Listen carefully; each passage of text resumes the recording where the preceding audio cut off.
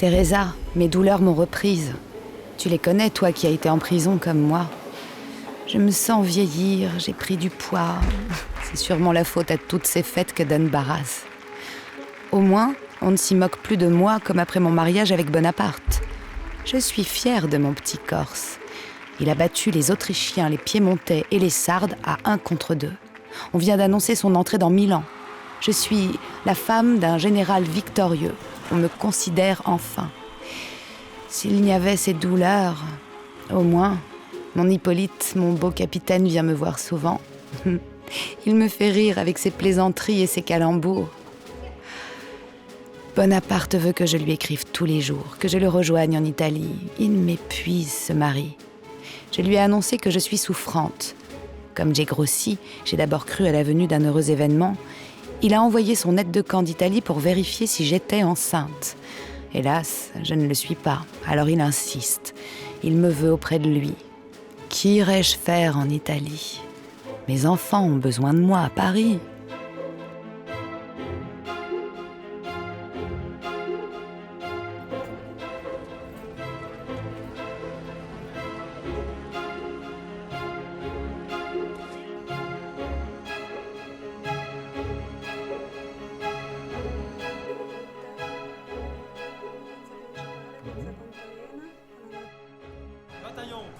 Printemps 1796.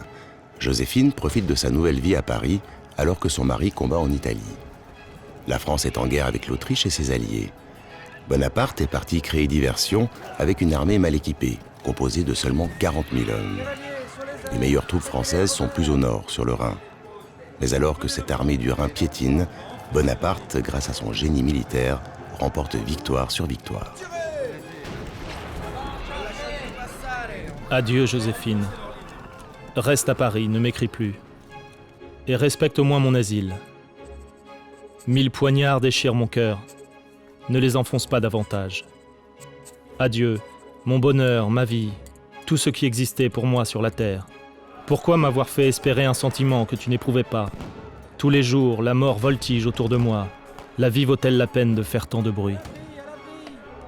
Napoléon avait menacé de remonter sur Paris pour amener Joséphine. Elle est descendue vraiment à contre-cœur. On l'a quasiment, si je puis dire, fourrée dans la voiture pour qu'elle parte. Les directeurs étaient inquiets de voir Bonaparte risquer de remonter à Paris. Et il est arrivé vraiment désespéré en se disant « Mais qu'est-ce que je vais faire dans ce pays ? Je quitte mes amis, je quitte Paris, la société thermidorienne dont elle était une des reines. » C'était pour elle un véritable exil de venir ici à Milan. Le 27 juin, Joséphine quitte enfin la France à destination de l'Italie. Napoléon exulte. Il la voit déjà faire une entrée triomphale dans Milan, une entrée digne d'une reine.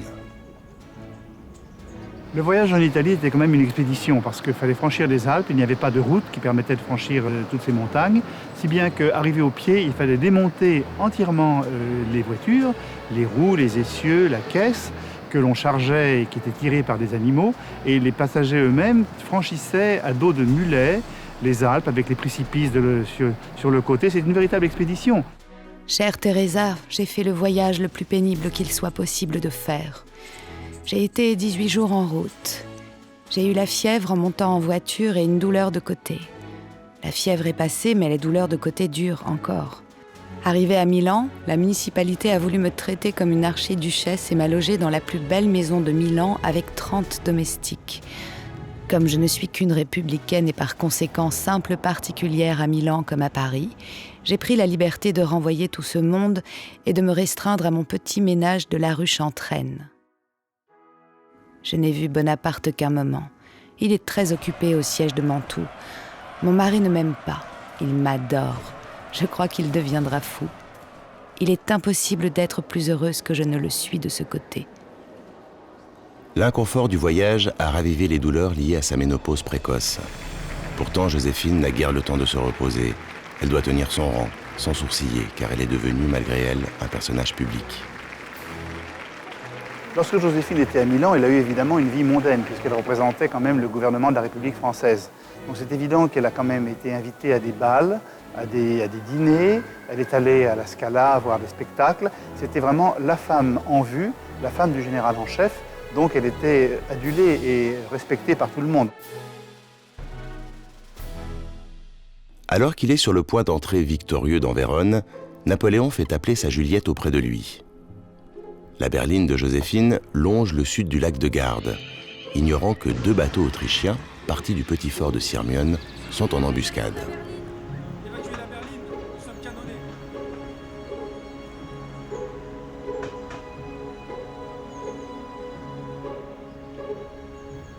Les bateaux se mettent à canonner le cortège français, visant en particulier la berline de la Générale.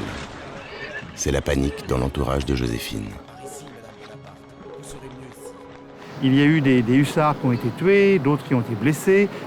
Elle s'est précipitée évidemment dans des endroits qui sont un peu marécageux, il y a beaucoup de roseaux, beaucoup de boue, et elle s'est dissimulée où elle a pu. Et l'histoire de cette carriole a été peut-être ajoutée après, mais on en a parlé effectivement. Une carriole avec des poules, du foin, c'était le meilleur endroit pour se dissimuler, pour échapper évidemment aux canonnades.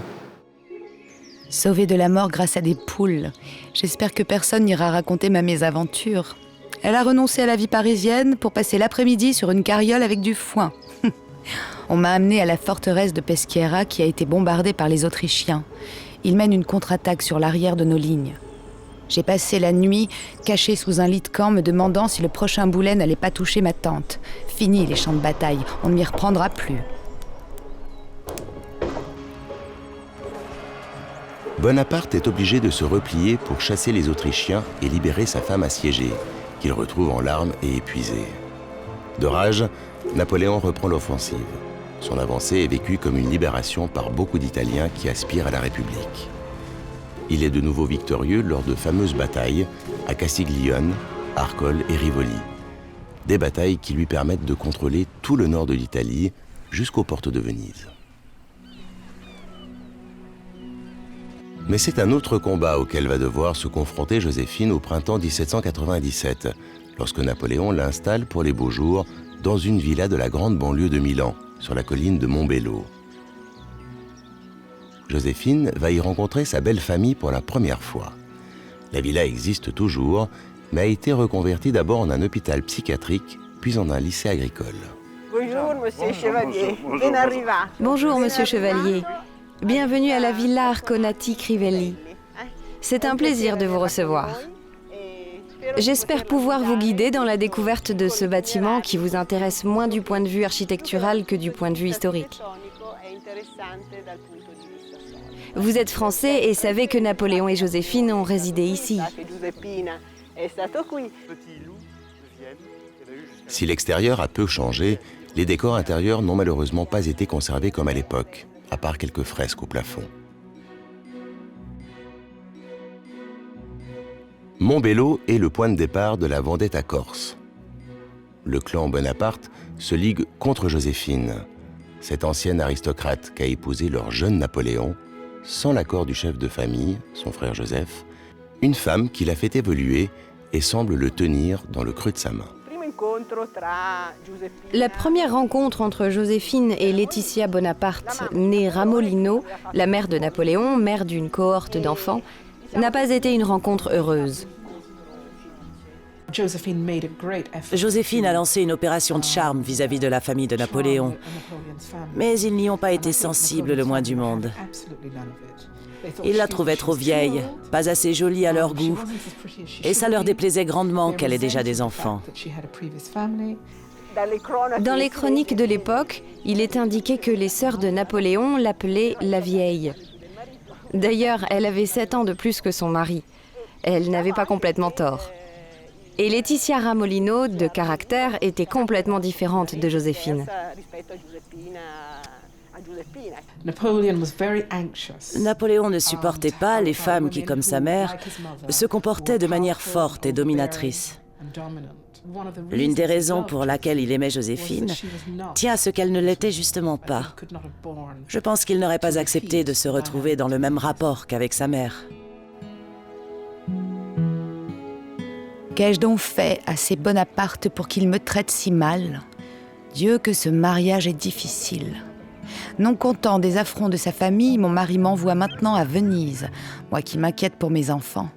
Hortense apprend-elle bien ses leçons? Et comment se passe la formation militaire de Gênes?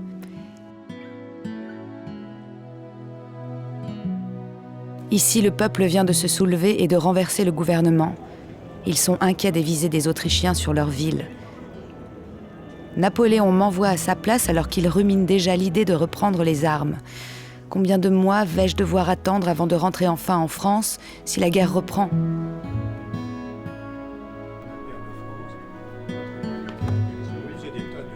La grande question pour lui était, faut-il aller vers Vienne ou pas ? Faut-il, autrement dit, se risquer aussi loin de ses bases, face à une armée autrichienne qui était en retraite, avec une armée française de va-nu-pieds qui forcément s'affaiblissait, même si elle restait assez enthousiaste et assez compacte, mais ne pouvait pas en tout cas être rejointe par des renforts. Et donc il a pensé qu'il fallait traiter. Il avait d'autres idées en tête que de s'occuper très exactement de Venise. Alors Joséphine, son rôle à ce moment-là, c'est d'essayer de rassurer.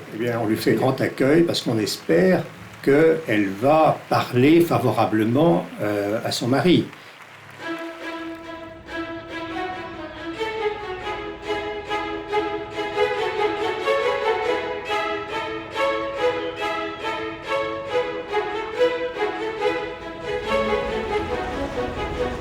Teresa, si tu savais dans quel palais on m'a logé, l'un des plus beaux de la cité. Bon sang, à combien de fêtes et de réjouissances va-t-il falloir que j'assiste encore en tant que représentante officielle de la République française ? Mon petit intérieur parisien me manque.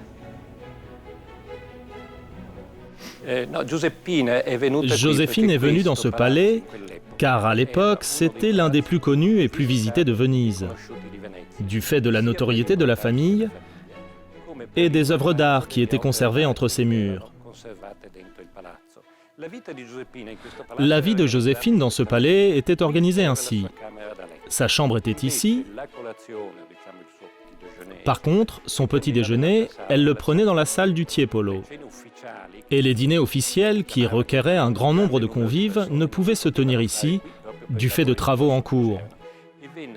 Ils ont été organisés dans le palais des cousins Pisani de Santo Stefano, édifice qui est aujourd'hui le conservatoire de musique, un palais énorme qui était en état de marche pour la famille.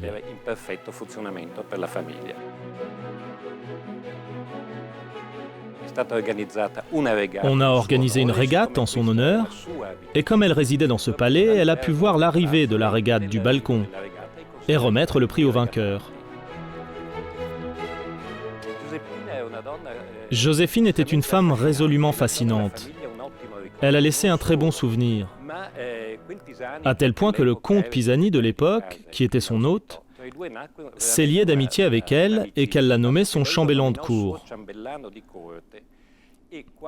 Et quand il s'est rendu à Paris en 1810, il fut son hôte à Malmaison. Elle lui a donné cette fleur qu'il a mis dans ce cadre sous verre sur lequel est écrit « Cadeau de Joséphine, impératrice des Français, à son chambellan, le comte Pietro Pisani en 1810 à Malmaison ».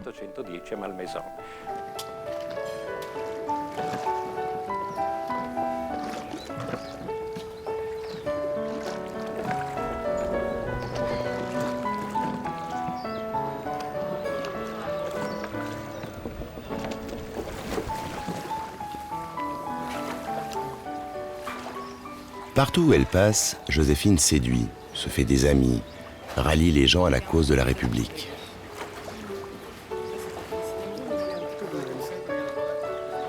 Elle traverse Venise en gondole, est invitée à voir un spectacle au Nouvel Opéra La Fenice, qui vient tout juste d'ouvrir ses portes.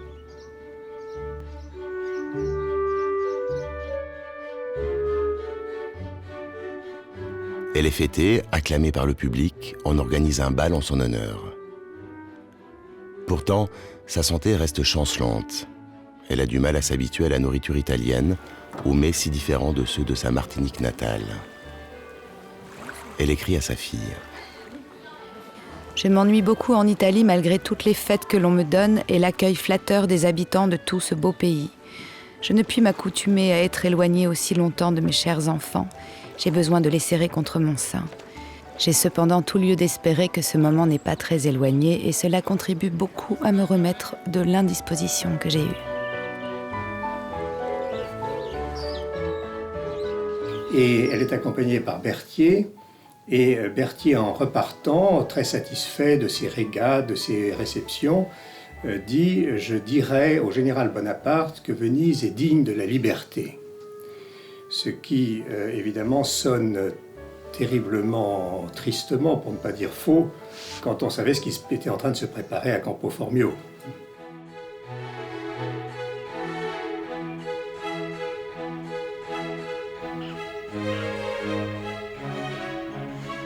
Bonaparte s'est installé à Passariano, dans un immense palais aussi imposant d'extérieur qu'il est froid et sinistre à l'intérieur. Un jour sur deux, il me laisse seul ici et part pour au dîner, à plus d'1 heure de route, pour négocier la paix avec les Autrichiens. Je m'ennuie ferme dans ce lieu grandiose. Pourquoi Bonaparte ne nous a pas installés en ville ? Alors, qui était le propriétaire en 1797 quand Bonaparte l'a occupé? Le château appartenait au doge de Venise, Ludovic Manin, qui venait d'être renversé en mai 1797. Le palais est la résidence principale d'une famille de nobles vénitiens originaires du Frioul, la plus grande et fastueuse pour accueillir le général et son état-major. Napoléon l'a choisie non seulement parce qu'elle est grande et imposante, mais aussi avec l'idée d'humilier l'ex-doge.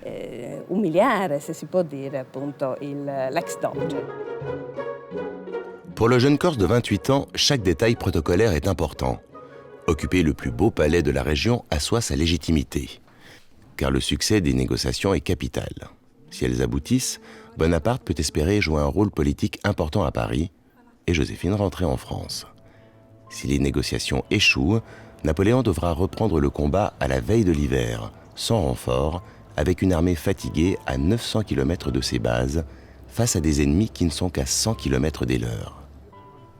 Les négociations avec le comte autrichien Cobenzl se tiennent au palais Florio, au centre d'Udine, un palais qui est aujourd'hui le siège de l'université locale.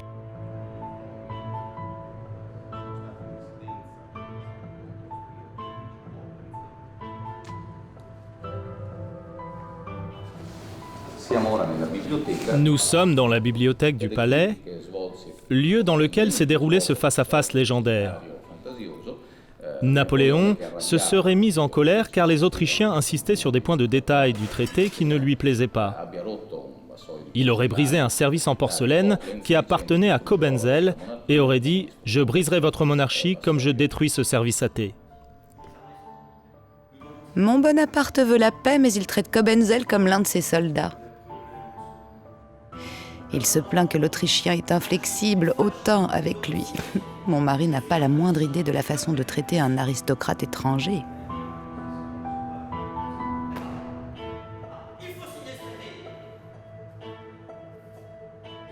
De ce que j'ai pu comprendre lors de nos dîners avec Cobenzl, les positions de l'Autrichien ne sont pas si divergentes de celles de mon Napoléon. Tempère tes ardeurs, mon ami, mais il est fort. Tu dois comprendre que Cobenzl ne peut pas se permettre de perdre la face. Tu vas la voir, ta paix et ta gloire, Bonaparte. Ah, si tu savais combien j'ai pu obtenir des hommes en flattant leur ego. Le tien en premier.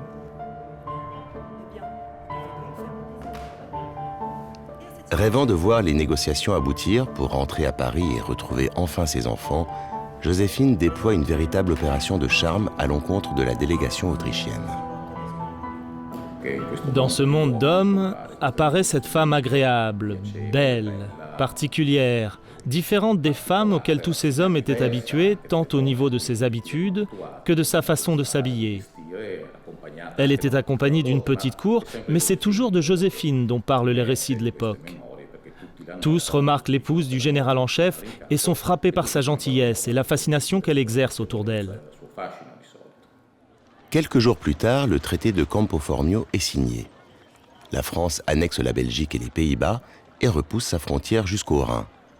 La République de Venise est dissoute et annexée par les Autrichiens. Au moment où Cobenzl remercie Joséphine, c'est un moment évidemment très important parce que Joséphine a compris aussi qu'elle avait un rôle à jouer, qu'elle était un peu la générale Bonaparte, donc la représentante de la France dans cette partie du nord de l'Italie, et les gens s'en sont aperçus au point que l'empereur du Saint-Empire lui a même envoyé des chevaux pour la remercier. Donc c'était une femme sur laquelle il fallait compter et les Autrichiens l'ont compris très vite. Je pense que c'est sa douceur à elle qui a permis à la fermeté de Napoléon de ne pas être prise pour de la rudesse ou de la méchanceté. En diverses occasions, elle a arrondi les angles. Napoléon, malgré sa vivacité d'esprit et son intelligence, était maladroit en société. Il faisait des bourdes. Elle comprenait les choses. Elle fréquentait les milieux aristocratiques et les salons depuis plus longtemps que lui. Elle savait y mettre les formes. Donc, quand il allait pour faire une bourde, elle le lui faisait remarquer discrètement et l'amenait à se conduire comme il faut, en lui disant « Il suffit de faire comme ça et tout ira plus facilement ».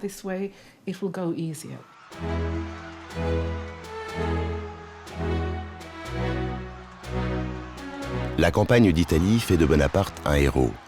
Elle lui assure la popularité des Français, mais aussi la méfiance du gouvernement, jaloux des succès de ce petit Corse.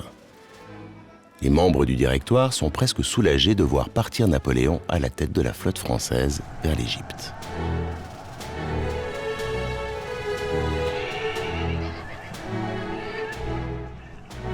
Enfin un courrier d'Égypte.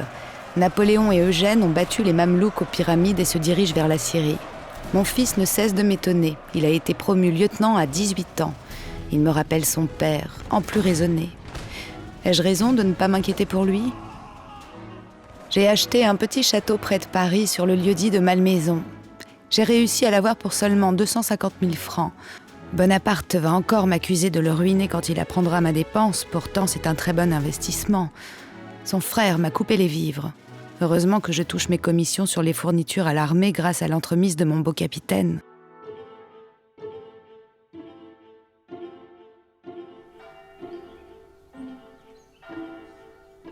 Je suis à Plombières, dans les Vosges. Ici, tout est vert, exubérant. Ça me rappelle ma Martinique. Les eaux de Plombières sont réputées pour leurs vertus curatives. Bonaparte veut un enfant de moi. Puis-je encore avoir un enfant à 36 ans ?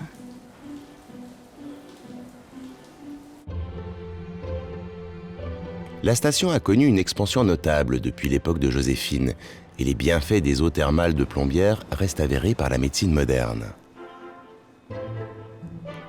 Sandra essaie de reconstituer le séjour de Joséphine. En compagnie de la responsable de la société historique locale, elle se rend au bain des Capucins, où Joséphine venait tous les jours profiter d'émergences de vapeur d'eau chaude, diffusées par une chaise en marbre troué, pendant des séances de 10 à 20 minutes. Les gradins en pierre d'origine existent toujours sous un dallage construit à la fin du XIXe siècle. Elle était prête à tout pour changer la façon dont son corps réagissait au stress de sa vie. Et vous retrouvez dans l'angle le célèbre fauteuil des Capucins, que l'on appelait plus communément par un autre nom, pas très joli du reste, le trou des Capucins. Tout simplement parce que c'est un siège en marbre percé en son milieu. Alors, à quoi servait-il ce fauteuil ? Eh bien, il était nécessaire pour soigner la stérilité des femmes. Et Joséphine de Beauharnais a donc utilisé ce fauteuil, soins qui ne furent pas efficaces pour elle, mais qui le furent pour d'autres femmes, en tout cas, c'est ce que l'on retrouve dans certains manuscrits et livres. Les gens de Plombières l'aimaient beaucoup. Elle était avenante, elle était gentille, elle cherchait à faire plaisir, elle était très gaie, très joyeuse, elle aimait s'amuser. Elle a mené une vie champêtre. Je pense que c'est une des choses qui a plu à Joséphine, cette existence tranquille. Elle en a parlé dans ses lettres de cette vie paisible, très différente de celle qu'elle menait ailleurs. Le séjour vosgien est troublé par un accident grave qui met à nouveau la vie de Joséphine en péril au passage d'un petit chien dans la rue où elle réside. Elle s'est précipitée sur le balcon, accompagnée de Général Coll, de Madame de Cambis et du citoyen Latour, et le balcon s'est affaissée sous leur poids. Et Joséphine, on parle surtout de Joséphine, est tombée heureusement sur l'épaule d'un cuirassier qui a eu l'épaule démise, mais elle est tombée sur son séant. Elle ne s'est pas faite de fracture, mais c'était tout de même toute une aventure. Alors le docteur Martinet, il a fait tuer tout de suite une peau de mouton et a enveloppé le séant de Joséphine dans la peau du mouton toute chaude. Le lendemain, le séant de Joséphine était tout noir maigri. Le logement qu'a occupé Joséphine existe toujours, de même que le balcon duquel elle est tombée.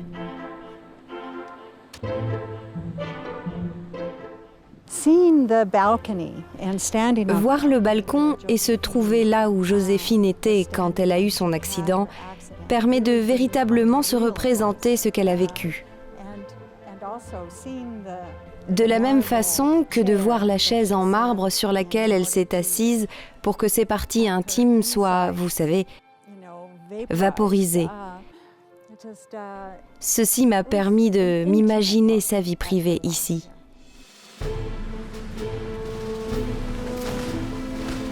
La flotte française est détruite par les Anglais dans le port d'Aboukir. L'opération d'Égypte tourne au semi-échec. Inquiet, le Corse abandonne son armée, touché par les maladies, et décide de rentrer en France. Le gouvernement se défie de lui, mais surtout, on lui annonce que sa femme le trompe avec le capitaine Hippolyte Charles. Sachant qu'elle avait été décriée auprès de son mari, avec l'affaire d'Hippolyte Charles, dès qu'elle a su qu'il débarquait à Fréjus, elle a pris la route pour le rejoindre. Mais comme vous savez, il y a deux routes, une par le Morvan et une par la Bourgogne. L'un a pris une route, l'autre a pris l'autre route, si bien que quand Napoléon est arrivé rue de la Victoire, la maison était vide. Donc de rage, il a fait mettre tous les habits sur le trottoir, et quand elle est arrivée, la porte était fermée. Donc elle a tambouriné à la porte de l'appartement, elle a tout essayé, Napoléon ne l'ouvrait pas, et finalement, en désespoir de cause, comme elle savait combien Napoléon aimait ses propres enfants, à Joséphine, Eugène et Hortense, qui n'étaient pas responsables des erreurs de leur mère, elle les a fait venir, ils ont joint leurs larmes à celles de sa mère, et finalement Napoléon n'a pas résisté aux deux enfants, il a ouvert la porte, il a pardonné, et ça a été le déclic, le jour, à ce moment-là, où Joséphine a compris qu'on ne jouait plus. Napoléon sait qu'il peut compter sur les charmes de sa femme et sur son intelligence sociale pour prendre le pouvoir, en particulier en novembre 1799, lorsqu'il prépare le coup d'État du 18 Brumaire. Leur couple change de nature et à ce moment-là, il devient un couple politique car ils sont très complices en vérité.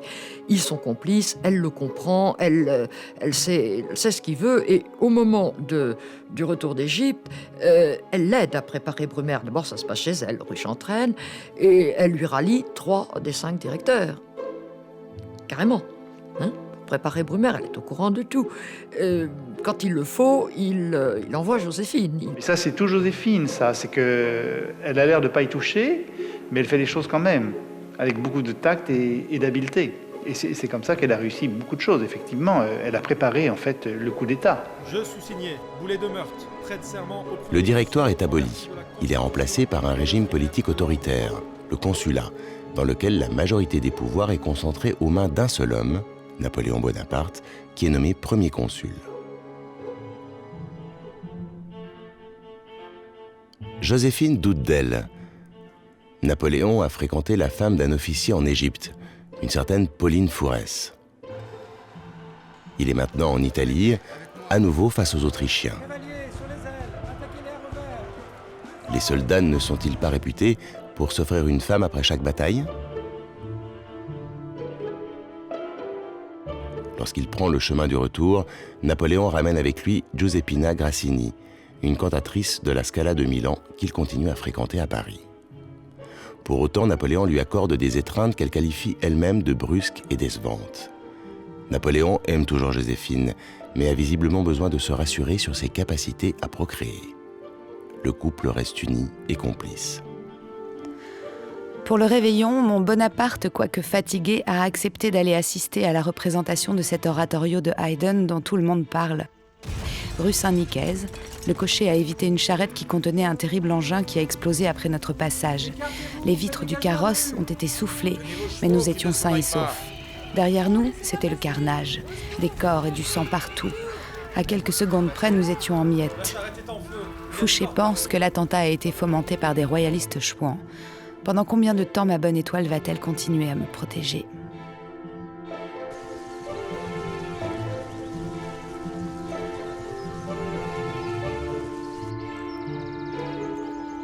Le château de Malmaison, que Joséphine fait aménager par les architectes Percier et Fontaine, devient l'un des sièges du gouvernement. Avec son immense parc de 726 hectares, il devient le lieu de résidence préféré du premier consul. Les époux consulaires s'y retirent toutes les fins de semaine. Ils reçoivent toute la belle société de l'époque, organisent des déjeuners champêtres, des jeux, donnent des spectacles.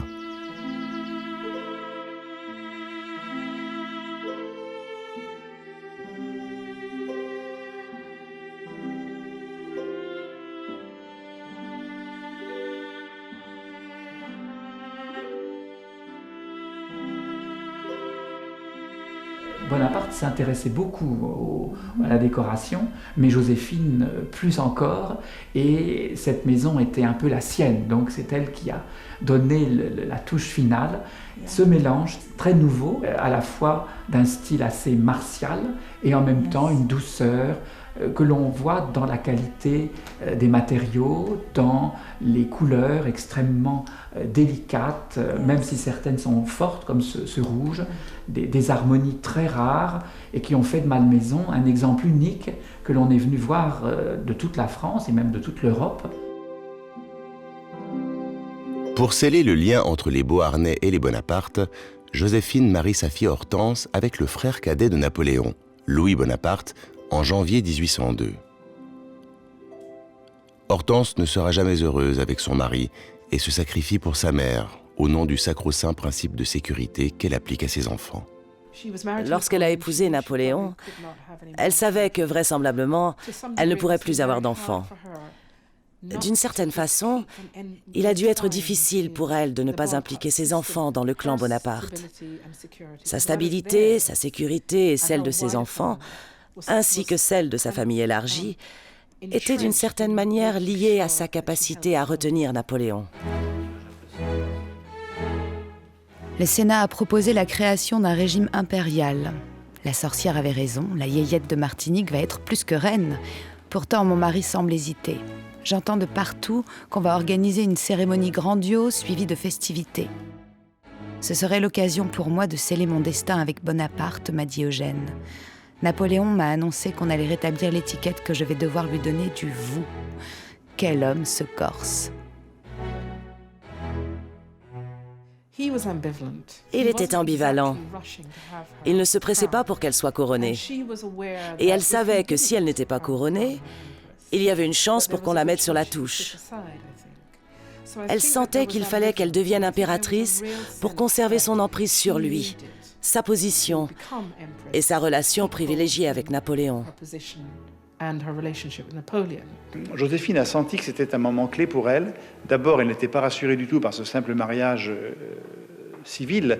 Donc, elle a dit au pape qu'elle n'était pas mariée religieusement. Et le pape a dit, pas de mariage, pas de sacre. C'était la veille. Donc, fine mouche, habile. Napoléon a été contraint d'accepter une cérémonie religieuse faite en catimini aux Tuileries. Et le lendemain avait lieu donc ce sacre. Et ce sacre, pour elle, c'était important. Elle se croyait vraiment complètement inattaquable. Elle savait déjà qu'elle ne pouvait pas donner d'enfant. Elle l'a fait croire pendant un petit moment à Napoléon, maintenant elle le savait. Donc pour elle, c'est une garantie, ce sacre. Elle est sacrée par Napoléon, elle est mariée par le pape, donc elle se sent absolument invincible.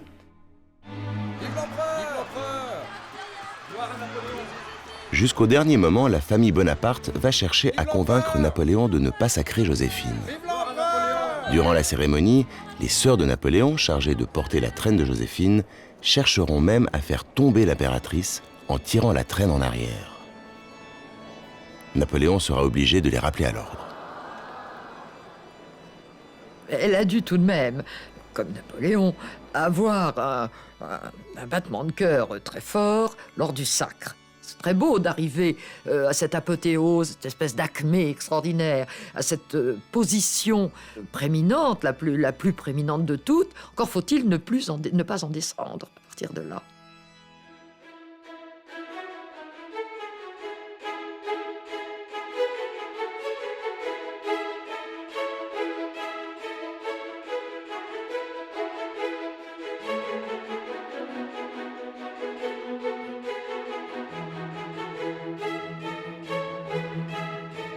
6 mois plus tard, Napoléon est couronné roi d'Italie, dans la cathédrale de Milan. Il nomme son fils adoptif, Eugène de Beauharnais, vice-roi d'Italie. Partout dans le pays, le couple impérial est reçu de façon enthousiaste.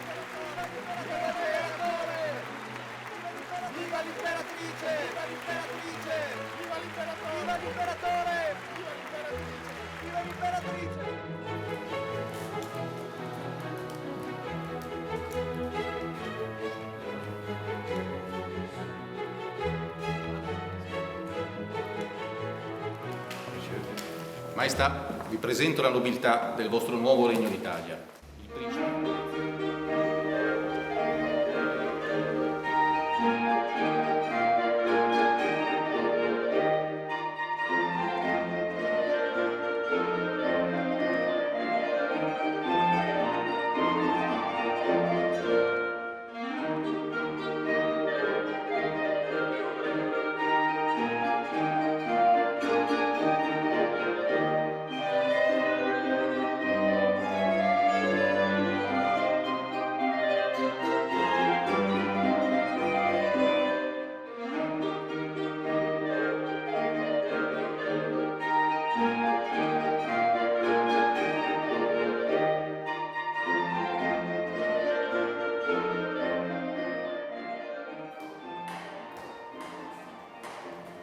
Septembre 1805.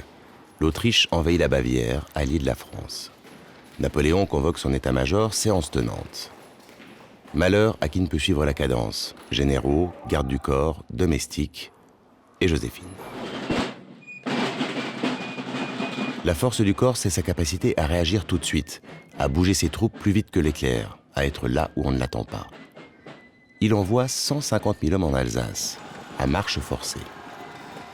Avant même qu'il n'arrive, il est déjà sur place avec Joséphine. Il a franchi 500 km en moins de 3 jours. On mange et dort à bord de la berline impériale. Elle a effectué un nombre incalculable de voyages. Elle était toujours en mouvement, suivant Napoléon, voyageant avec ou sans lui. C'est d'autant plus remarquable que voyager n'était pas facile à l'époque. Bon, Joséphine a toujours eu cette grâce, cette intelligence d'épouser le terrain, d'épouser la situation et de faire au mieux dans ce qui lui était donné. Ça n'a pas dû être toujours facile parce que la couronne impériale de diamants merveilleuse était une couronne pleine d'épines aussi. Il y avait des roses, mais il y avait beaucoup d'épines. Et c'était dur pour elle. L'empire était dur parce que c'est un empire, une épopée de conquêtes et de guerres permanentes.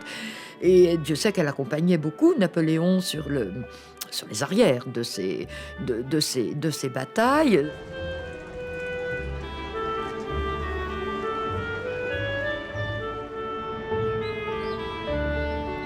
À Strasbourg, le couple est reçu et fêté par les habitants de la ville, comme il se doit d'un empereur et d'une impératrice. Joséphine ne quitte pas Napoléon d'une semelle.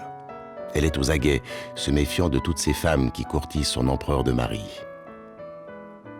Napoléon s'impatiente déjà de rejoindre le champ de bataille. Joséphine, non, elle a déjà goûté de l'odeur de la poudre en Italie. Alors qu'il franchit le Rhin, elle s'installe au palais Rohan pour une longue attente. Ses enfants lui manquent. Hortense est aux Pays-Bas, reine de Hollande, son fils en Italie, vice-roi. Alors elle leur écrit.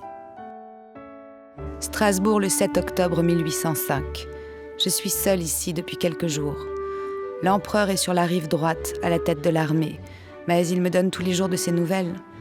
Les armées ont fait leur jonction, elles sont en marche. Tout nous fait espérer que ces opérations seront heureuses.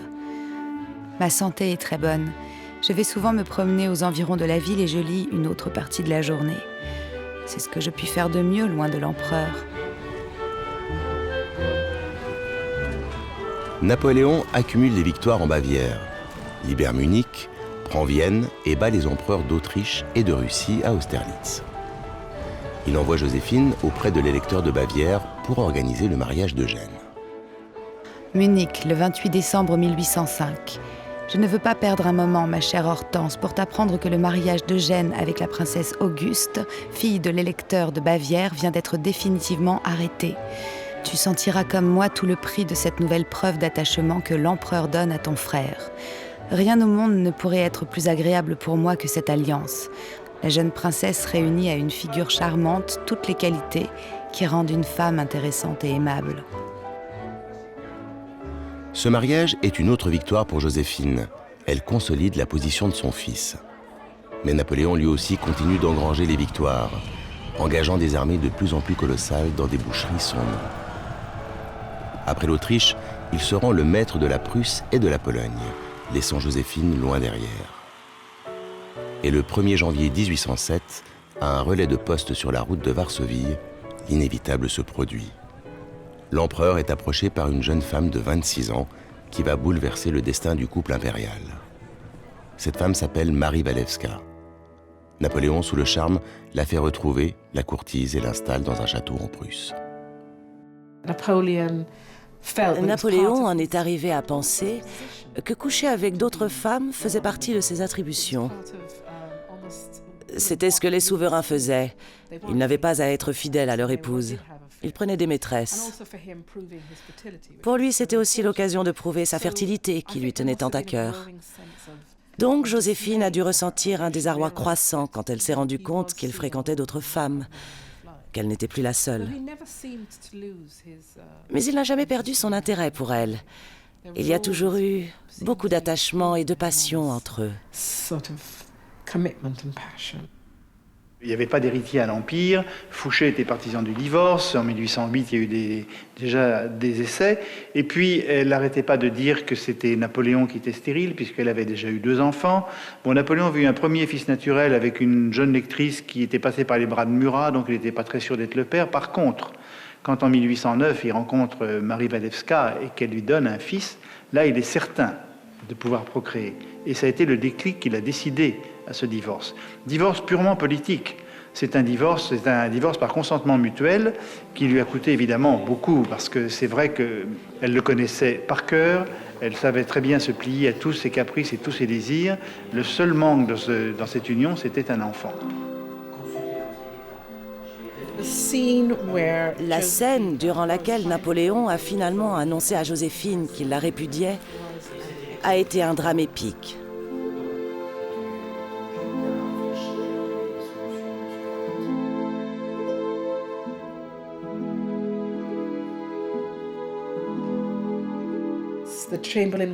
Le chambellan a été appelé, il a soulevé Joséphine et l'a emmenée hors de la pièce. Elle n'avait pas perdu tous ses esprits car elle a ouvert une paupière et lui a dit tout bas « Votre épée me rentre dans les reins ». Donc elle n'était pas aussi évanouie qu'elle en avait l'air. Elle a tout fait pour que la scène soit digne d'une tragédie grecque. C'est au final l'une des qualités que Napoléon appréciait chez elle. Il adorait les pleurs des femmes. Il adorait les scènes de ménage. Il ne se serait pas contenté d'une rupture qui n'aurait pas été épique et dramatique. Donc elle s'est sacrifiée pour le bonheur de la France, et le jour du divorce, devant la cour assemblée et devant la famille impériale, Napoléon a déclaré « Elle a embelli 15 années de ma vie ». Venant de Napoléon, c'est très fort, et en plus, ce n'est pas des choses qu'on dit quand on divorce d'habitude. 1000 tendres remerciements de ne m'avoir pas oublié. Mon fils vient de m'apporter ta lettre. Avec quelle ardeur je l'ai lue, et cependant j'y ai mis bien du temps, car il n'y a pas un mot qui ne m'ait fait pleurer.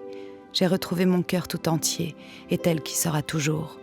Il y a des sentiments qui sont la vie même, et qui ne peuvent finir qu'avec elle. Sois heureux, sois-le autant que tu le mérites. C'est mon cœur tout entier qui te parle.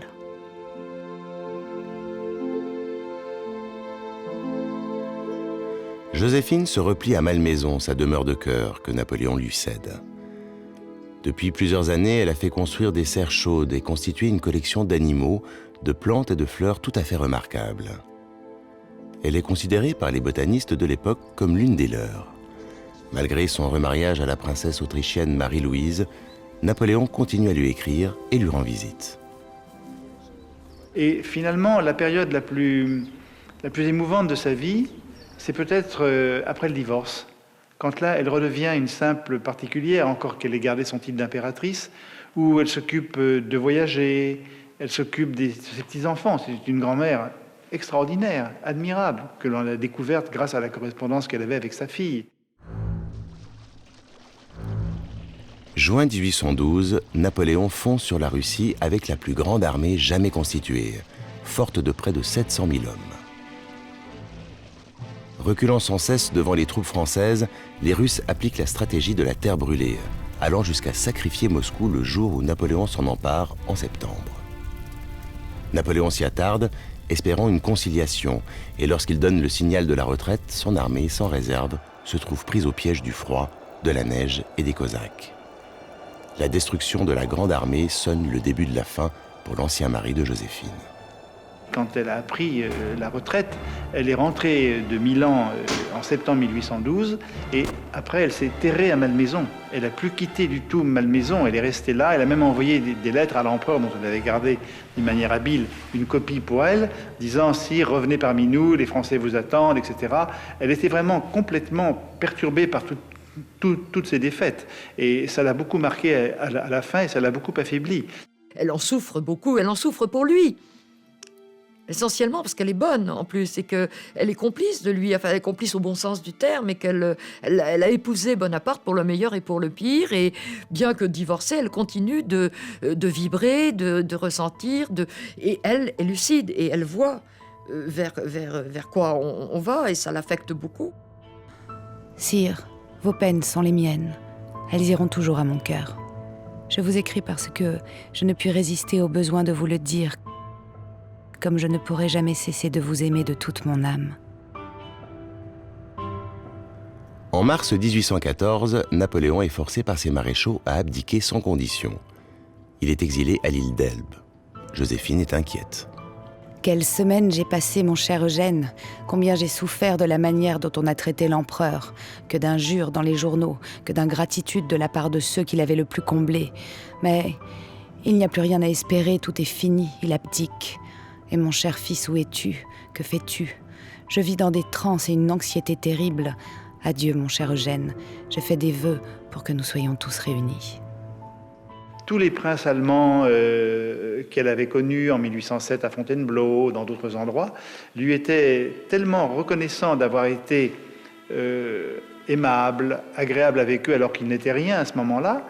Bien maintenant, ils disent, maintenant qu'elle est abandonnée, on ne peut pas l'abandonner comme ça, cette femme aussi charmante. Donc on a fait un sort à part, au Beauharnais. Tous les Bonaparte étaient partis. D'ailleurs, le futur roi des Belges, le futur Léopold Ier, qui était de camp du tsar, il a tout fait pour essayer de les aider et a décidé le tsar à se rendre à Malmaison.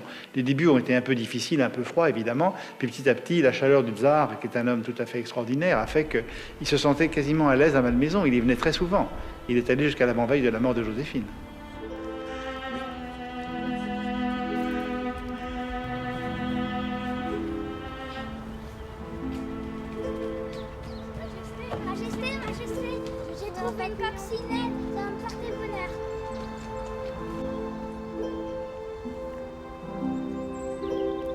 En mai 1814, lors d'une promenade avec le tsar Alexandre, l'ex-impératrice prend froid.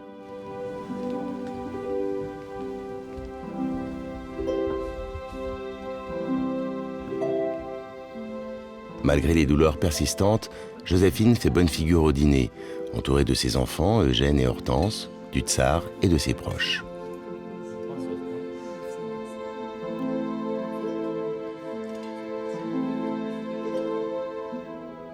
Mais bientôt, elle est obligée de se retirer pour s'aliter.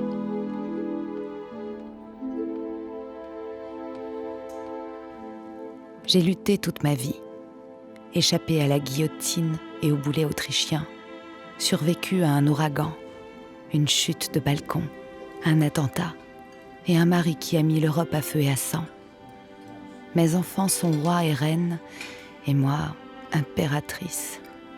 J'ai aimé mes maris, mes amants et la vie. Et maintenant, cette douleur qui me prend la gorge, la poitrine, où va-t-elle me conduire ?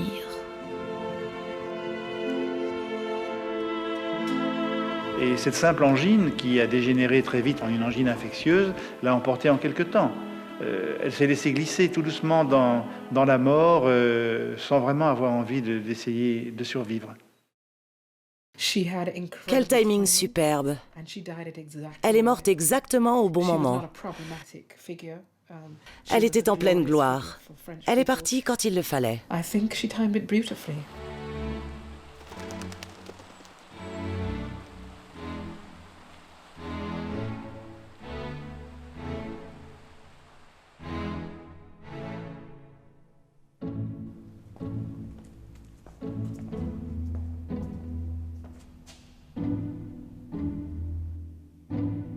Incomparable Joséphine, par quel art as-tu su captiver toutes mes facultés, concentrer en toi mon existence morale? Je n'ai pas passé un jour sans t'aimer, je n'ai pas passé une nuit sans te serrer dans mes bras, je n'ai pas pris une tasse de thé sans maudire la gloire et l'ambition qui me tiennent éloigné de l'âme de ma vie.